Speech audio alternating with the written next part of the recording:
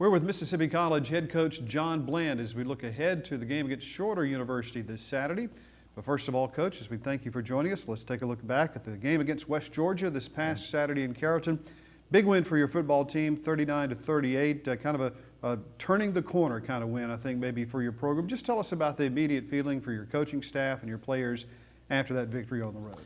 Well, it is a big victory, not just because we won. You know, the Gulf South Conference is so strong, and every time you win one, they're big. But they're a highly ranked team. They're one of the best in the country.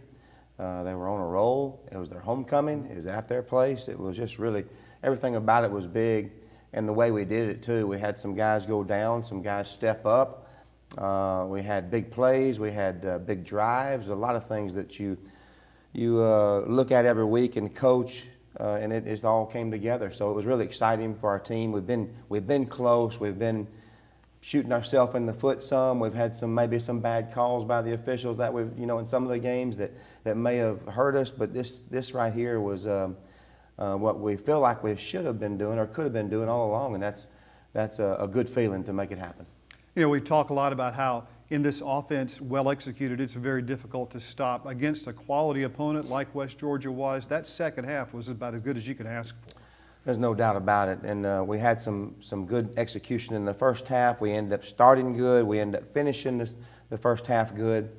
And then in the second half, we had Deontay went down and was able to, John Henry White came in and did a great job. It took him just a little while to get going. It wasn't all him, though. We might could have continued a couple of drives. It's about execution of all our players. So the film shows everything where we can still get better, and that's even better for us because we feel like we played good, but we've got room to improve. It's just continuing to grow every week, which is exciting. The Choctaw comeback was building there in the second half, and as you mentioned, Deontay Smith-Moore went down with an injury. John Henry White comes in.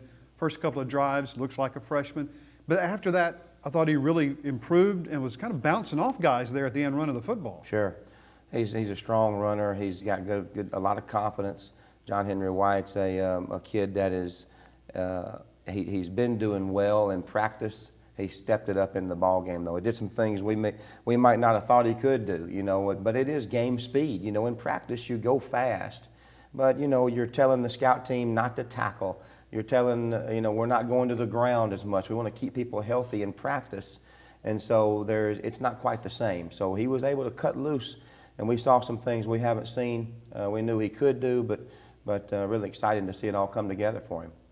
Defensively, I thought the Choctaws had another good ball game. Nick Grady with a couple of picks. He was Conference Player of the Week. Of course, John Henry White was Freshman of the Week as well. But, that defense, that secondary, I think, has been playing really well all season long, and it's finally good to see them make a couple of big plays that were kind of turning points in the game. No doubt about it. This is one of probably the best throwing quarterback in the league. He's at least one of the tops, if he's not the best. And a lot of confidence. He is a really good player, was last year as well. And so we made them try to go the long, hard way. They had the ball a lot of plays, and we were keeping things in front of us. They didn't get really big plays. And then when our time came, we got those interceptions. They were critical. We were down 21-3, and Nick got that first interception on inside our own 10, which would have made it 28-3. But that play was the turning point in the first half. And then we did not go into half 28-3 down. We went and drove. I don't know if it was that series. It might have been the next, and made it 21-10. It was just a huge, huge play.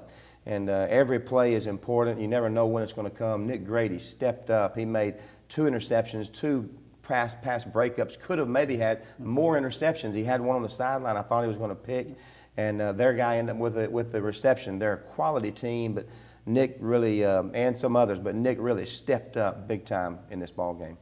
Before he got hurt, Deontay, I thought, was playing a really good ball game. You mentioned that late first half drive that he led. I thought that was big for momentum. It's a difference between going down 21-3 and 21-10 at the half. No doubt, especially with us getting the ball first in the third quarter. We knew that if we could get this touchdown or a field goal, we were really thinking maybe let's get in field goal range. Next thing you know, boom, we throw a touchdown pass, and that was even better.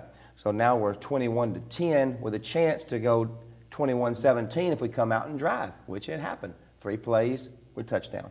And with another pass from Deontay, really moved in the pocket well. The protection was good.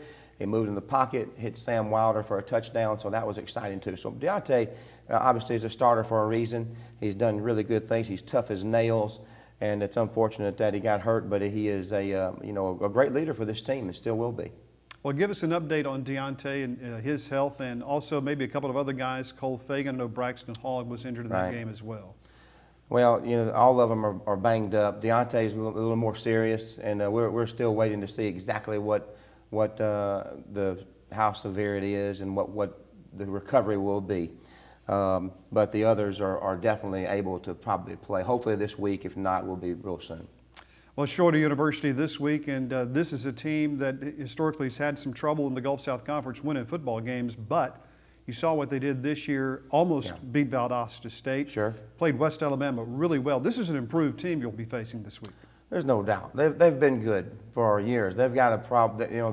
Their biggest problem will be just the confidence in winning. They've been in position to win several games throughout the years, and versus us, versus other quality opponents too that are at the top of the league. And it's showing again this year.